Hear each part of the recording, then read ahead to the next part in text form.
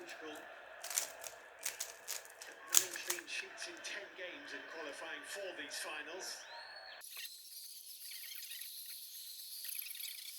And there's a really important touch from Camavinga. That's great defending, really is. Yes! Holy shit! Yes! Oh!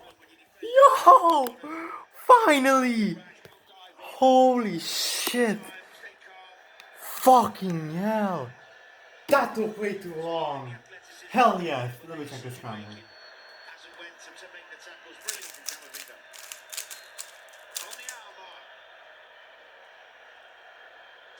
Oh shit, no, did I mess up?